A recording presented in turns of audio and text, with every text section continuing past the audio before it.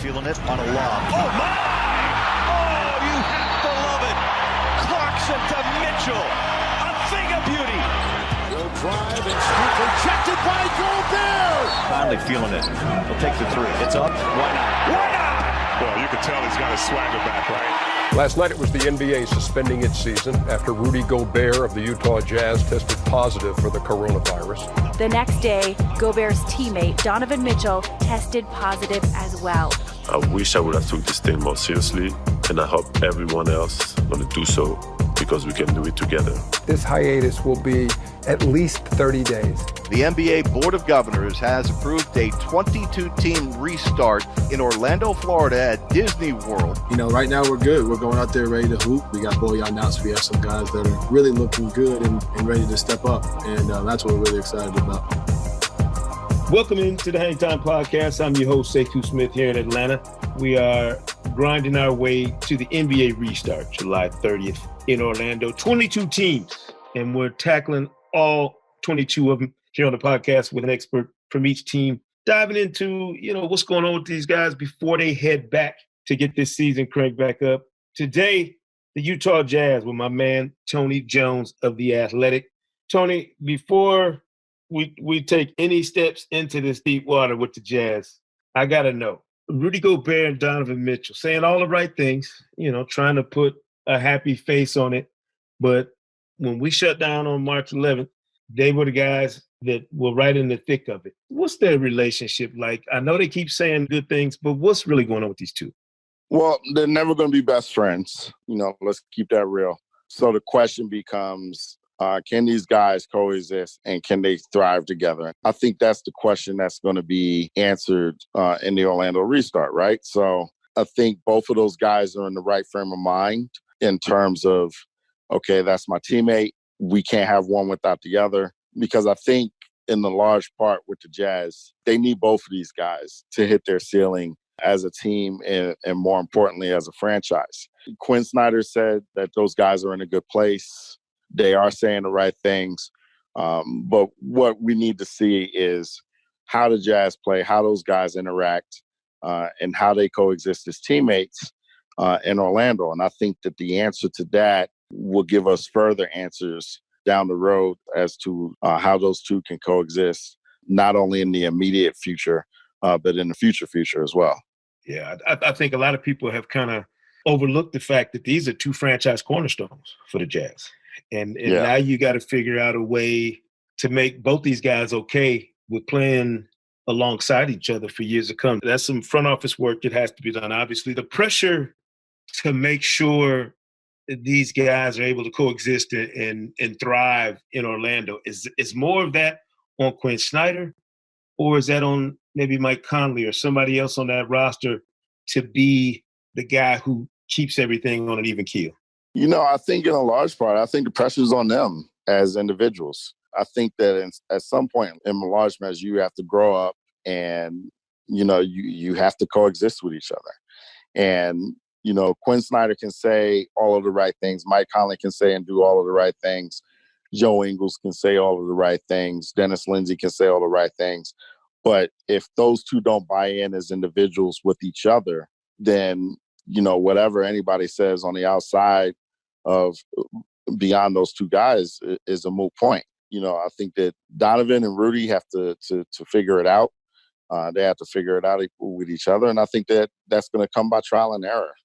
I think that if the Jazz come out in Orlando and, they're hot, they come out 5-0 in the restart, or they come out 4-1 or whatever, and they're winning games, I think that it becomes easier. But I think that if some of the old issues that plagued them early in the year resurface, then I think that it kind of gets a little bit more difficult. So when it comes to pressure for those two to make it work, I think that the pressure has got to come from those two as individuals and not anybody else in that locker room. I've talked to people around the league, and if you ask them to pick out a team that they think might be vulnerable when they get to Orlando, a lot of people are looking at this team and saying, well, look at what the dynamic between Rudy and Donovan. Bojan Bogdanovic is, not available, and this is a guy who has been one of their main players, Do you think that's people just kind of being a little too obvious and blatant about looking at a team and thinking that they're going to be able to go at them and not understanding how good this Jazz team is? You've seen them on those nights when they're as good as you can be. And if they get to Orlando and are playing in that mode or are feeling like that, they could be a dangerous team as opposed to me, a vulnerable team. So I think it's 50-50, right? I think it's fair for the obvious reasons that people question the Jazz because they're losing 20 points a game. Donovan and Rudy obviously had a falling out. Before the shutdown happened, the Jazz had a really, really ugly 4-game losing streak, I believe, right outside of the All-Star break. I mean, the Phoenix Suns came in and looked like the 2017 Golden State Warriors. There have been some mystifying spells for the Jazz this year, especially defensively. Now, all of that being said, this team was still 43-21. And if you ask me up until March 11th to give a letter grade on how they've played in totality throughout that whole year, I would have given them a C to a C+. And so that means to me, in my opinion, this team still has a ceiling that they can reach. The margin for error is a little bit different than it was on March 11th because you don't have Bojan Bogdanovic.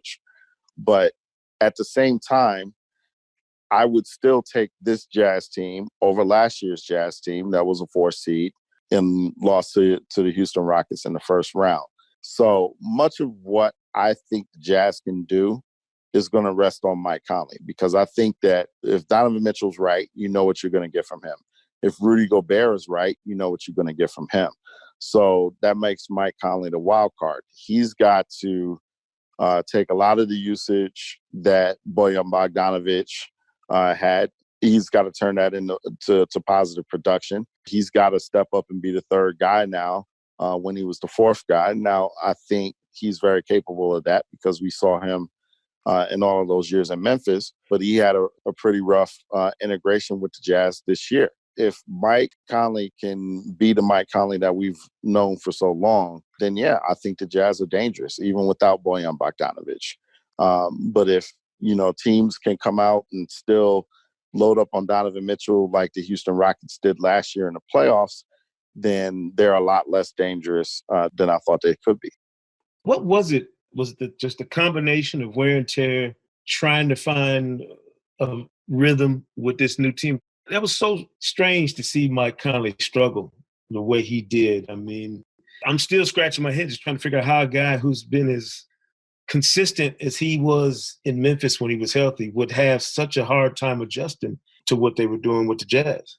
Well, here's the thing. So Mike Conley's struggles aren't because he lost a step. My thing is, when have you seen Mike Conley before this year ever play out of a corner? Right. He's always had the basketball. His wings were always Tony Allen or somebody who wasn't nearly as ball in hand as he was. But this is the first time that he's played with a guy that's ball in hand as Donovan Mitchell. Not only was Donovan Mitchell ball in hand this year, Bojan Bogdanovic was a lot more ball in hand than we had anticipated. Mike didn't have the ball in his hands nearly as much as he had at any point in his career. And when you don't have the ball in your hands, and when you have the ball once every 4 or 5 possessions, as opposed to 3 times or 4 times every 5 possessions, it's different. It's different. There's a different comfort level. There's a different rhythm. So I think that Mike was fighting that a lot. Quinn Snyder finally figured out a way to rectify that issue, which was towards the end of the season before the shutdown. He staggered Mitchell and Conley came back and ran a second unit, which gave him his necessary touches. So as a result, what you saw was Mike Conley starting to play a lot better. He had 25 against the Celtics, a couple of games before the shutdown. He had a terrific game on the road in that 114-113 win over the Rockets on the road. It wasn't that Mike Conley lost a step. It was just that he hadn't had the ball and he was playing a different role than he was used to for all of his career. I was covering the Pacers when he and Greg Oden were playing at Lawrence North High School. Mm-hmm. Even playing with Oden, he always had the ball. as the point guard in high school at Ohio State. I mean, you're right. I didn't even think about that. That would have been the first season of his basketball life potentially where he wasn't in complete control of the ball. Quinn Snyder stepped into another role during the pandemic alongside Atlanta's Lloyd Pierce and several others, leading the charge for coaches as they embraced the social change that's inevitably going to be a part of the restart in Orlando. And I heard him talk, Tony, several times just about the way that things have gone, the past few months had changed his mind and changed his outlook on things. How different is Quinn Snyder's view of what's going on now, do you think, compared to what it was before the shutdown? Because I'm assuming, like players, there's some coaches who have a lot more on their plate now than they did prior to the shutdown. As a coach, you always want to listen and you always want to take the pulse and the temperature of your players. And I think that that's where Quinn gets a lot of credit. The social change that we're in, it means a lot to a lot of the guys on the team. Donovan Mitchell, Jordan Clarkson, George Niang, Rudy Gobert, Rajon Tucker, all of those guys have in some form or another used their collective voices, either via social media, in person, as Jordan Clarkson joined protests out in Los Angeles. Quinn Snyder, he's had a chance to look and see what the pulse of his team was, and he's had a chance to educate on a personal level as well. He and his family went to speeches on Juneteenth, and I think that this is really opened up some eyes with him and around him. Obviously, as you know, Utah's a unique place, right? Like it's as unique a place as there is in a country. There's a lot of conversation to be had within this state when it comes to social change and racial injustice. I think that having those conversations is something that Snyder wants. I don't know if you saw, there was an IG post that Donovan Mitchell put up on Juneteenth that was met with significant backlash, and a lot of that backlash came from within the Jazz fan base. Me as a reporter, I've seen backlash, from things that I've posted within the Jazz fan base. It's a real conversation that a lot of people who have different perspectives have to have, myself included. So I give Coach a lot of credit for being proactive and taking steps to have those conversations. And I think that there's nothing but good that can come out of them. That's a great point. It's a very interesting dynamic for the Utah Jazz.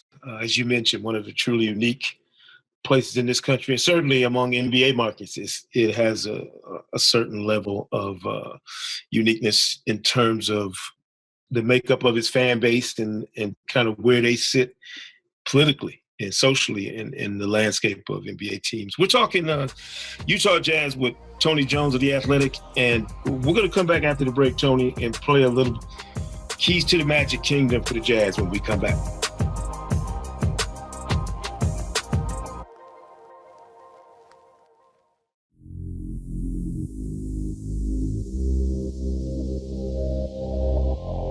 Back here on the Hang Time Podcast, talking Utah Jazz with Tony Jones of The Athletic. And Tony, we got to have a cheat sheet, if you will, for the Jazz in Orlando. Nice and clean way for them to make the trip down there and try and come out with the best results possible. So in that vein, we're gonna play a little game here called Keys to the Magic Kingdom. And I'm going to ask you some questions. You give me the best answers you can with the Disney theme in mind, all right? That works for me. If there's a glass slipper, what player or combination of players can be the perfect fit to replace Bojan Bogdanovic in his production in that Jazz lineup? I would say Mike Conley, Joe Ingles, and Jordan Clarkson. If they can come up with a way to replace Bojan's minutes and be efficient, then the Jazz still have a good ceiling in Orlando. Mr. Incredible, who becomes the X factor or game changer for the Jazz in Orlando? Jordan Clarkson, because he's been one of the best six men in the league this year. and he's a guy with explosive scoring potential. I think he's a guy that can get hot. He's playing for a contract, so keep that in mind as well. Always a great incentive for somebody to show out in the playoffs is playing for a contract. Call it the Jerome James special, baby. Beauty and the Beast. What matchup is the beauty for the Jazz? What's that one team where they get on the floor and feel like, we got this? Dallas Mavericks. Even with them having Luka Doncic, the Jazz present issues for Dallas that I'm not sure that they can overcome. And I think that Rudy Gobert would absolutely dominate a series. What's the Beast matchup? What's the flip side? Who's the team they would most like to avoid in the playoffs as long as possible? Is that not obvious? Okay, well, let's just play along. The Houston Rockets. They got a standing date in the playoffs, don't they? They have a standing date. And so there is no more of a dangerous matchup for the Jazz, matchup-wise and stylistic-wise in the NBA than the Houston Rockets. But if you want to not go for the obvious and go for somebody less than the obvious, the Los Angeles Lakers. Not only because it would be hard for them to match up with LeBron, but it will be very, very, very difficult for them to match up with Anthony Davis. He would be a guy that would force them out of any comfort zone whatsoever, probably on the defensive end. Right. Right. If we got a genie and you get 3 wishes for the Jazz heading to Orlando, what would they be? Donovan Mitchell shoot 55% from the field, 40% from 3, and 90% from the free throw line. Rudy Gobert to be engaged defensively, and Joe Ingles to shoot 45% from three-point range. It's the happiest place on earth, as I mentioned. So who's most likely to win an NBA 2K tournament in the Players Lounge from this Jazz team? Royce O'Neal. Royce is a beast on the sticks. I know Donovan Mitchell would tell you different, but I think Royce O'Neal is the guy.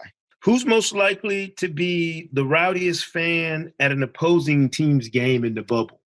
Oh, absolutely Joe Ingles. Joe will go to an opposing team's game. I can see him at a Clipper game heckling Paul George saying, remember what happened 2 years ago. Yeah. I do like Joe Ingles. He has that edge to him that you have to appreciate if you're a true competitor. Finally, and this is the fairy tale ending, what would the Jazz have to do to hoist a Larry O'Brien trophy? They would have to play perfect basketball for 3 months. Donovan Mitchell would have to have a Dwayne Wade 2006-like playoff run. Wow, yeah. If he pulled that off, you're right. It would very well be a Jazz-themed trip to Orlando because somebody's got to have that next level performance down there, Tony, if they're going to have a chance to make some noise. I mean, I don't think there's any doubt about that. Absolutely. You know, if it's got to be anybody on that roster, you figure it's Donovan Mitchell. So, Tony Jones from The Athletic, helping us out here talking about the Utah Jazz. Your vacation is over, by the way. That little hiatus we had is done. Listen, I have 2 kids. It never started. Man, we appreciate you as always, T, coming on, talking about the Jazz and helping us out, man. Thank you so much for having me. I appreciate it. No doubt. Appreciate it.